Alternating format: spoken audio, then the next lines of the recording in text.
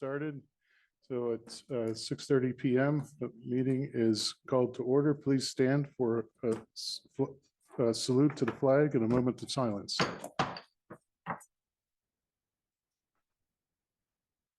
allegiance to the flag of the United States of America, to the republic for which it stands, one nation, under God, indivisible, with liberty and justice for all.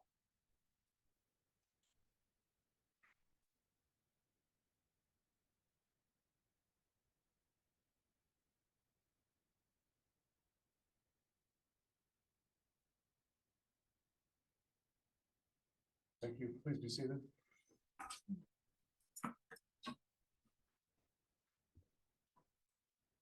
Roll call, please. Mr. Dietrich, Here. Mrs. Donahue, Mr. Elling, Present. Mr. Johnson, Here. Mr. Knopf, Here. Mr. Koch, Ms. Lynch, Here. Mr. Scholes, Here. and Mrs. Smith. Here. 7 members present. Thank you. One announcement, an executive session was held on September 7th from 7:36 p.m. to 8:03 p.m. for personnel and legal reasons.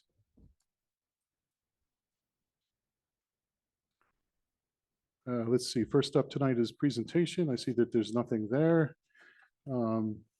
Next up after that is the hearing of visitors. Do we have visitors signed up? Okay, anybody? All right. Next up after that is the superintendent's reports.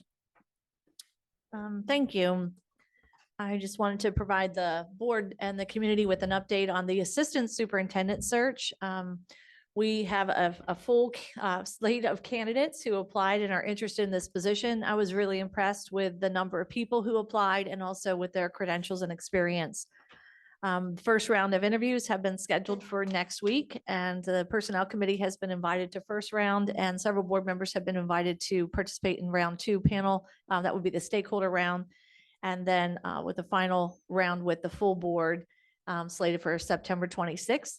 It's our goal to find a quality candidate to bring to you for full consideration by October.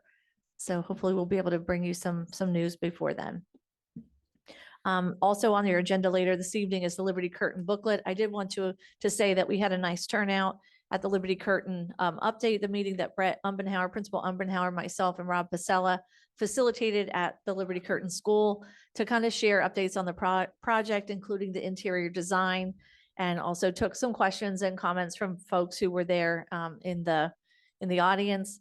And I thought our media did a nice job covering that event. I know they were present and were able to help share some information. I encourage folks, if you want to learn more, you can reach out anytime. You could also come to the meeting on October 5th. It would be the Act 34 hearing. At that point in time, there would be a public comment section to that hearing. And in the meantime, if you are unable to come to the hearing and you have questions or you would like to offer any comment, positive or negative, you can use the lcproject@kcsd.us email. We monitor that daily and welcome your feedback on the project. Also wanted to remind everyone to save the date for September 21st. That is our homecoming, our district homecoming in coordination with Commonwealth University, Lock Haven University, Commonwealth. And we're excited. I think it's going to be some great weather as I look to the weather forecast. It will be in downtown Lock Haven. And then there'll be lots of floats. And I think it's called Night at the Movies is the theme for this year. So looking forward to the creativity that our groups bring. And there'll be a pep rally for our students, our senior high students at the old Lock Haven Gymnasium, which is on the Lock Haven campus. That's always a fun evening. I would invite the board members, if you're interested, to attend that pep rally as well. And then lastly, tonight, I just want to say that our thoughts and prayers are with the Engel family and the entire Jersey Shore community. As you know, that our school district has also shown our support by wearing orange and also selling orange ribbons to help make donations to the family's medical fund. So again, just want to say that we're here for you and we wish everyone the best in such a difficult time. And that's all I have for this evening. Okay, thank you. Next up are the committee reports. The only one this week is the policy committee. Wayne is not online. Who would like to go? Go ahead, Elizabeth. Well, you felt real comfortable. Okay. Well, thank you so much. Sure. Because you had curriculum and Sure. thank you. Well, we didn't move anything on tonight's agenda, but we did discuss moving some things on to first read for October. And when we get to that October meeting, I think I'll point out the one difference that we talked about at length. We did also discuss a naming rights policy. It's in draft form. We've started that. I wanted to run, how far we were so far along those lines to the committee to see if I was on the right track based on the committee's wishes. So we continuing to work on that naming rights policy, and we're continuing to work down through the 100 policies on routine review. And I think, I can't remember the policy number off the top of my head, maybe 105. It's one of the policies where parents have the right to make a request to review the curriculum. Mhm. The previous policy stated that parents could only make 2 requests per school year. And we believe that we want to strike that line out of the existing policy because we want parents to know that they have the right to ask for curriculum at any time. Okay, That it? That's it. all right. Questions? No? Mr. President, Yep. I'd like to make a motion that we move the entire agenda except for those items specifically removed for separate consideration. Okay, thank you. I'd like to have G4, golf 4. Somebody Hold, needs please. to I'm sorry, second. which ones? Oh, I'm sorry. I'll second Yeah, it. okay. And then G4? I'm sorry, Okay. which ones did you Wait, say? G4. We have- G4? G4. I'm sorry, I got Repository ahead of minutes. myself there. I think we need to pull J6, I believe. I think that requires a roll call vote.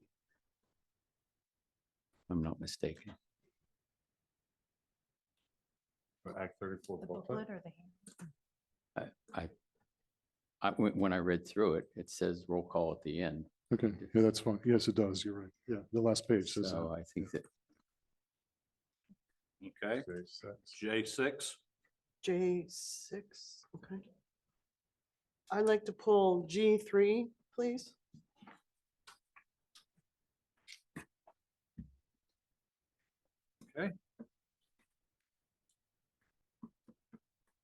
anything else?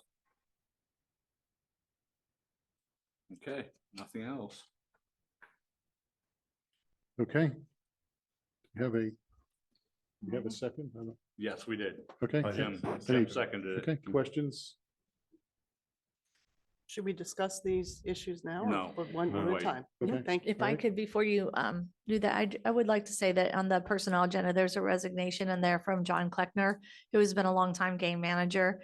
John's been a staple for Central Mountain Athletics, and he will be sadly missed at all of our events and games. Thank you. time. I guess we can proceed. Roll call, please. Mr. Elling, Yes, Mr. Johnston, Yes, Mr. Knopf, Yes. Ms. Lynch, Yes, Mr. Scholes, yes. Mrs. Smith, Yes. Mr. Dietrich, Yes, 7 yes votes, motion passes.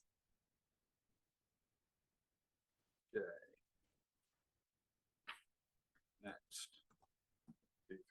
Okay, I'd like to make a recommendation that the administration resolve that Keystone Central School District Board of Directors approve the following recommendation for and approve the business privilege tax resolution as shown in the exhibit. I'll second it. okay, questions? I do. It's just a communication.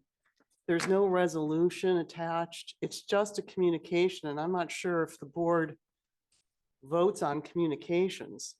So I don't know if there's really even thing to vote on. Yeah, that's would be my understanding as well. The only thing attached here is a memo. The actual resolution is not attached. Right, so it's just a communication. So is that something? Okay, so should we remove it or table it? Tabled. Okay, thank you. Okay, so Mr. President, this time I'd like to table G3, the business privilege tax resolution, until we receive the correct information to move or file the amendment, whatever it is. Okay, do we have a second? I'll second whatever he just said. Well, just be Yeah, so it's thankful you're my- not taking We're the just gonna minutes. table it until we get the. So the until we get memo, the actual the memo and the resolution. information rolled over, but the resolution language was not attached. Is that what we're saying? Yes. Okay. We need the resolution. Okay, we'll ask the tax office for that. Roll call, Holy please. crap. Mr. Johnson, Yes. Mr. Knopf. Yes. Ms. Lynch, Yes, Mr. Scholes. Yes. Mrs. Smith, Yes. Mr. Dietrich, Yes, and Mr. Elling. Mr. Brain Cramp will say yes. 7 yes votes, motion passed. Okay. So let's go here, G4. Okay. Mr. President, I'd like to make a motion to approve the repository property bids as shown in the exhibit. okay. I'll We have a second that. Second. Okay, roll call, please. I have a Oh, discussion. Yep, okay. So, throughout my time on the board, I've never voted for a resolution for repository sale because I think the system is flawed. I've had this discussion with Michelle Coons. I've had it with numerous people at the courthouse, county commissioners. The way the system works, it goes through, if a person owes a lot of money on a building, whether it's through utilities or not paying a bank, it goes through sheriff's sale if it's not bought, then it goes through a judicial sale if it's not bought, and it goes to this repository list that the county sells. It has a list that they sell every so often. Usually the starting fee is like $500 for a residential building. Then what happens then, after it's sold for that 500 building, the assessed value is set at that $500. And it never changes either until the county does a countywide reassessment, or they have building, can't remember the name of it, but they apply for a permit to do work in a building and they get it approved. And that's only if it's exterior stuff and they're changing the design. So if they just paint it, fix anything up inside and don't change the design, it never changes the assessed value for that $500. I know of people that had a house that they lived in for at least 10 years that smile every year when they pay their taxes on that $10, or that they pay a $10 tax and get change back for that $500 assessment. And I think until it's changed, I'll never approve one, so. may I add something? Yeah, go ahead. Thank you. Thank you, Butch. You've talked about this before, and I am in absolute agreement with you. And from what I understand, when the universal building codes really took effect, I think they left it, and it's still this way, I'm not sure, but they left it up to the municipalities on whether or not they want to fill out a form and then give it to, I believe, the assessment office. So if I go into town to get a permit from my local municipality and the municipality does not want to voluntarily give the assessment office what I'm doing to my building, there's a break there in a communication. So I don't know if it's still just voluntary or if that's something that could be changed in the future, that it be mandated. But then again, a lot of people don't like mandates. So sort of, but that might have changed. I don't know, but that's how it was when I did my projects. It's frustrating. Okay, other questions or comments? Yeah, that's interesting. I did not realize that. So these individuals found like a loophole that allows them to not pay very many taxes. I kind of like that myself. The county claims it's a good thing because they're getting buildings back on the tax roll. Mhm. But unfortunately, they are going back on the tax roll, but you could have a property that was assessed at $40,000 now being assessed at $5 or Mhm. $500, I'm sorry. That's not fair. Good. So, yeah. Yeah, I say good. Okay. The county claims it's actually legislative needs looked at from Harrisburg. Okay. So the root of all evil of Harrisburg. I wish they would work on this. So, That would be helpful. Okay. Roll call vote, please. Mr. Knopf, No, Ms. Lynch, Yes. Mr. Scholes, No. Mrs. Smith, Yes. Mr. Dietrich, Yes? Mr. Alling, Yes. and Mr. Johnston. Yes.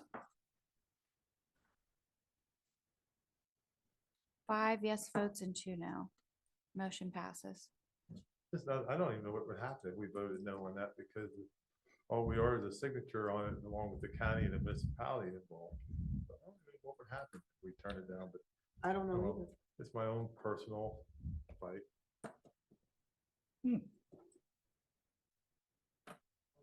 Please, I would love to learn something.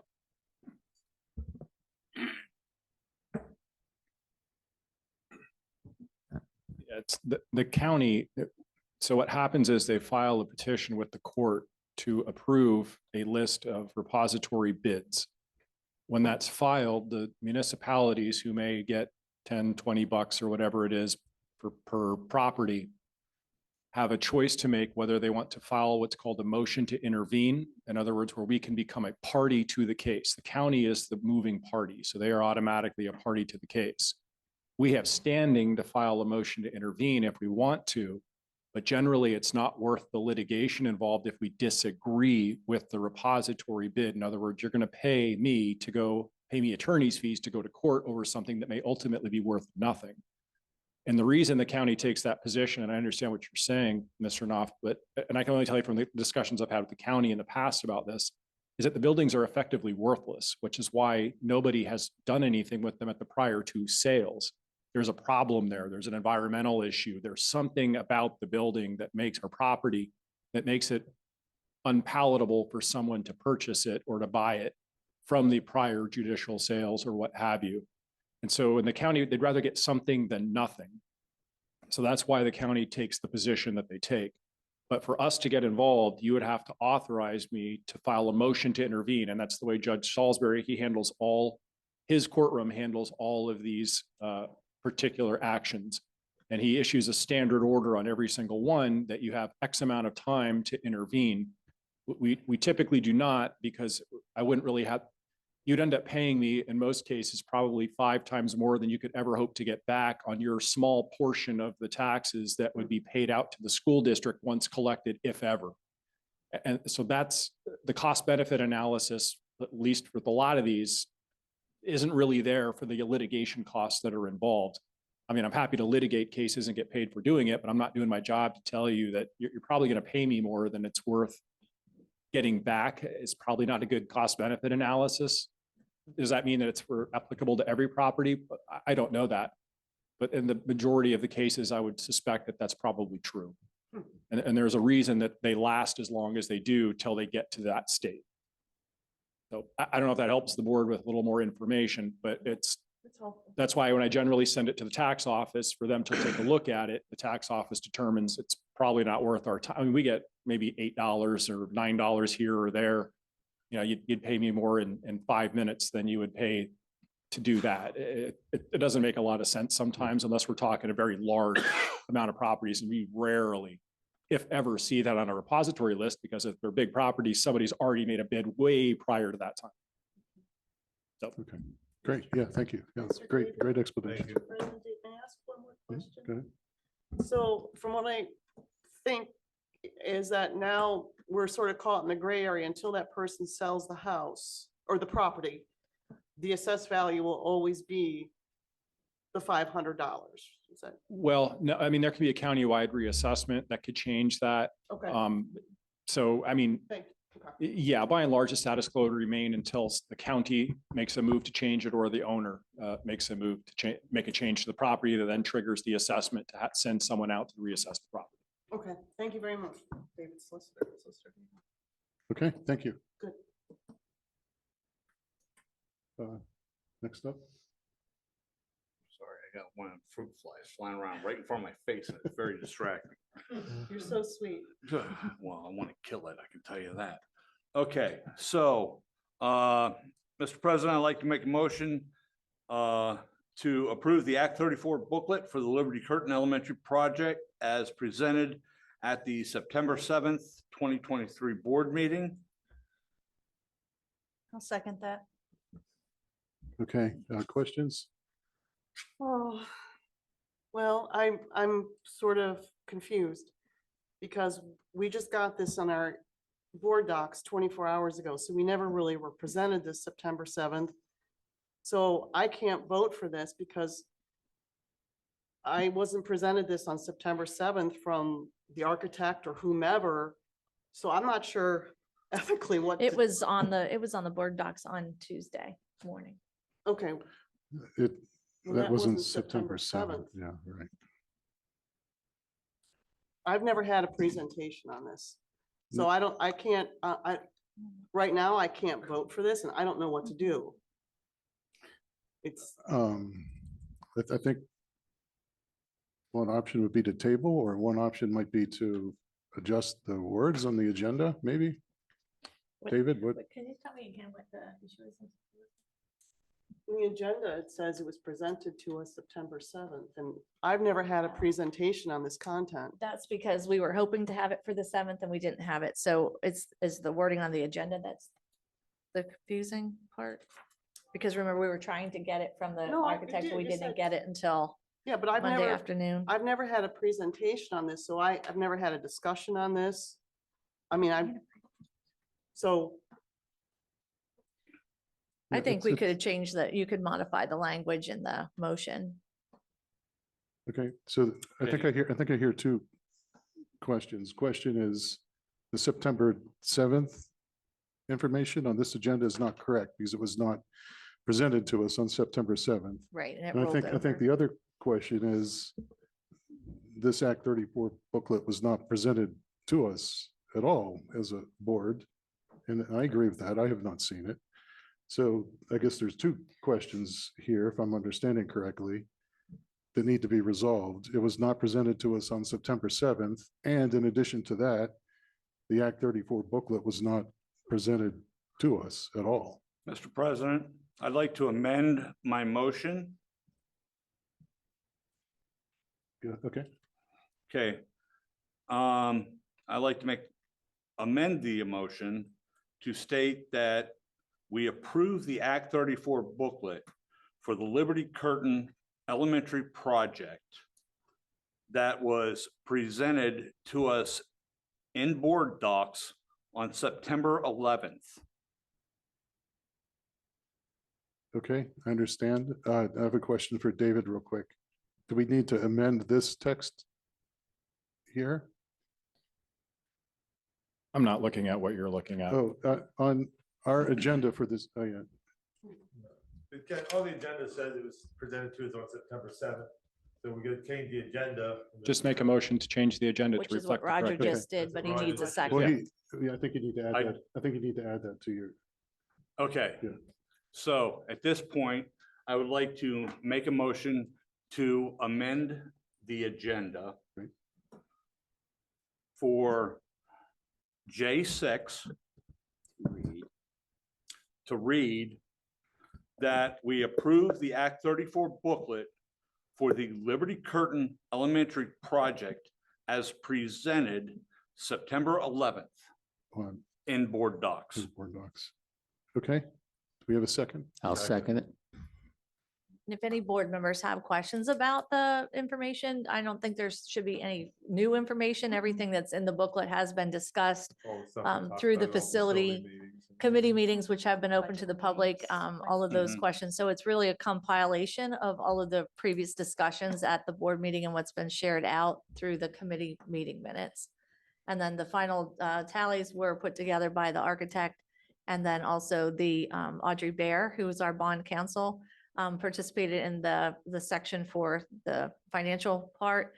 And I believe also Solicitor Lindsay, did you get a chance to review this? That they included you in that as well? So the three main contributors to that were David Lindsay, our solicitor, Crabtree Rohrball, the architectural firm that we've hired for this project, as well as our bond counsel from Piper Sandler. Okay, But if anybody has any questions or something that's not clear, I can try to answer that for you now. okay. Questions? Jill, Go ahead. Butch. I think this Act 34 hearing or this booklet is basically something we use for preparation for the Act 34 hearing that's That's coming right. up on October 5th. Correct. It's allowing us to be prepared for that hearing to have any questions. Correct. Thank you for stating that, Mr. Knopf. It's also part of a law from school code from 1973 that the public be made aware of all of these pieces. We have been making the public aware through our public meetings, through our website. We've held at least 3 meetings over the last year as informational meetings. I think our first one was in October of last year that was held by the board. There's been 2 other meetings held by Principal Umbenhauer and myself at the Liberty Curtain site, as well as information pushed out, for people for input and comments. And so you're right, it's really something that just pulls all those pieces together. And I think one of the things that we had shared with the board at the beginning of this, launching this project, was that we would, even though PlanCon was no longer active at PDE, it's kind of lying dormant, that in the event that PlanCon was reactivated, we wanted to be sure that we followed all of the processes that would allow us to seek reimbursement through PlanCon if it did reactivate. And that was the direction I was given. And this Act 34 booklet is part of that requirement process from that law. Dr. Martin is correct. It's essentially like a guideline for how the meeting will be run. And this is the information that'll be transmitted to the public at the meeting. That's really all the booklet is for. So it's sort of like getting a playbill when you go to like Broadway. It just gives you the kind of, here's what's coming next. Yeah, it's And really actually, I intend to draft not an opinion, but a memorandum to the board to give you a better idea that how the meeting will be run. But it's not a board meeting per se. It's a meeting pursuant to a whole different law that's required when we have spend certain amounts on facilities. So the booklet just gives a guideline for the meeting. And by approving the booklet does not mean that you're approving the bids Correct. for the project. So That just is for correct. clarification. Go ahead. So does that mean that in the future, after the hearing or before the hearing, we meet with the architect and we can discuss some of these numbers? The architect will be going over all of this at the public hearing. So, It'll be open for public comment subsequent thereto as well. okay, so that's when we Yeah. talk about Yeah, all this specifics. is just a guideline for the information that'll be provided to the public and the board at that meeting. I will say, if any Okay. board members have questions about anything in there, I'd be more than happy to take your questions. You can email them to me. You can give me a call. And I can get you the answers to your questions. The public comment section is not a question answer period. It's strictly for public comment. Oh, so then it's not a Is question and that, answer. is it period. question answer, David? Maybe I'm wrong. No, the board will, and the presenters will consider the public comment subsequent to that time, but there's not a real back and forth at that particular meeting. So when do we have the back and forth with the architect? Well, ultimately, you're going to have to vote on whether you want to approve any of this, and that's when you'll have the back and forth. So again, if you have. So that would be the next vote, before Uh, the next vote. The next not- vote would be on the bids. Not only that, I assume you're going to have a committee meetings in the meantime. The committee can bring in whomever they want to bring in to ask questions of. And if there are questions that you want to submit to the committee for that purpose, you can certainly feel free to And do we've so. What been bringing the committees- architect into the facility committee. Well, it would be nice if it was the committee of the whole, unless nobody else has any questions. I mean, that's just I would like everyone to have an opportunity, but if no one else is interested, I definitely have questions. Can you submit them to me and I can get you the answers? I'd really prefer if it could be done in an open format. I would prefer that, honestly, and it'll give me more time. I'll be honest with you, I just printed this out today and I haven't even had a chance to read it yet. And that's my fault. I should have made more time. Everything in that booklet, we have covered at one point or another in the facilities committee meetings or the public meetings, as Dr. Martin has said. There is nothing new in there that you haven't already seen or has not already been discussed. So all this is a summary of what has been done. I mean, there's no secrets in there. There's Oh, no, And Actually- if you're upset with the numbers of and I think that's probably where you're going, then you bring that up at the committee meeting. I will say that John Badia is online tonight from Crabtree. So if you do have a question right now that you'd like to pose, he may be able to answer it. If he doesn't have an answer right now, we can at least, and also I see Drew's on there too. John and Drew could potentially field your questions. If they can answer them, fine. If not, we can follow up with you for a response. Okay. Oh, I'm sorry, I'm not prepared. I haven't finished reading this. I'm just trying to find out when the board I has think, a Q and Okay, A well, with this, them. I have one comment too to make. I did notice that in the description of what we did in the past, there is one option that was not listed. I believe on 2 occasions, the option to redistrict that region of the school district was brought up.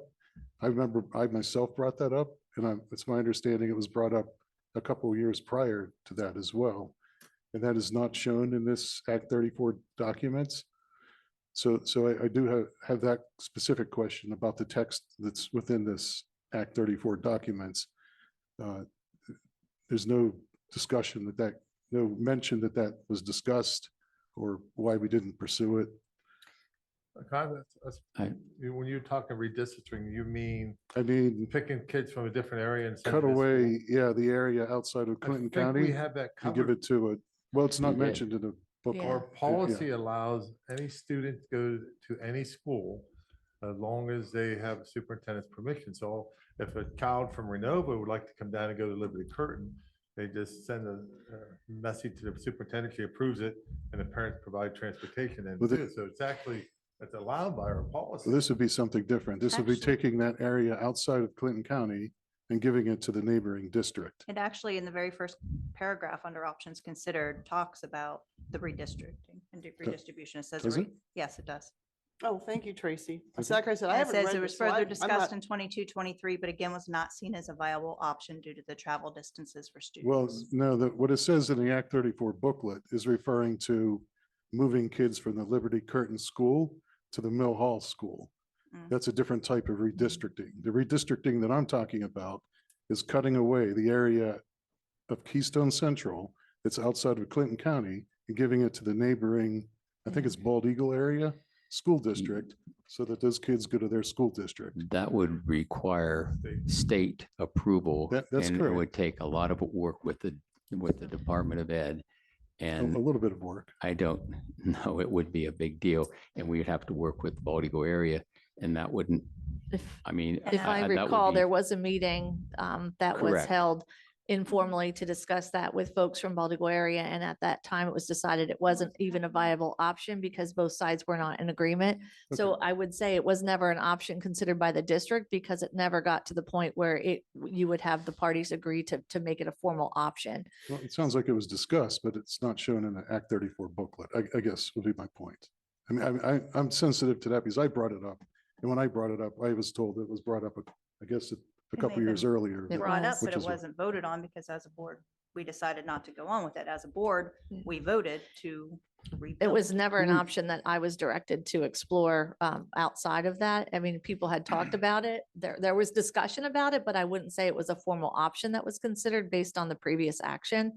I was never given any formal direction to explore that at the state level or with the other district. And there's other things in here we didn't vote on. I mean, we did not vote on how we chose the architect. We did not vote on the builder. There was no bidding process where we interviewed architectural firms. Correct. We did not interview building constructors. So there's a lot in here we did not vote on as a board. You Mr. did. President, We did vote on. Mr. President, We did vote on the architect. Yeah, We don't Mr. have to, we President. didn't Vote on Yep, it. go ahead. I'd like to call the question. Oh. Oh, Move the The vote. vote. move To the means vote, vote. okay. So we have first, a second, roll call, please. Ms. Lynch,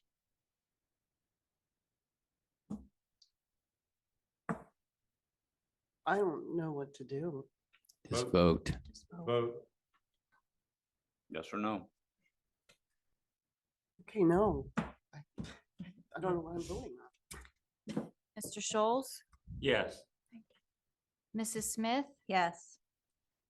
Mr. Dietrich, No? Mr. Elling, Yes. Mr. Johnson, Yes. Mr. Knopf, Yes. 5 yes votes, 2 no votes. Motion passed. Mr. President, I'd like to, well, does anybody have any comments? No? Okay, Mr. President, I'd like to make a motion to adjourn. I'll Okay. second that. All right. We have I've 7:06 requested, PM, the meeting is adjourned. I'd like to request an executive session for a legal matter, Mr. Dietrich. Okay. You should have announced that. Okay.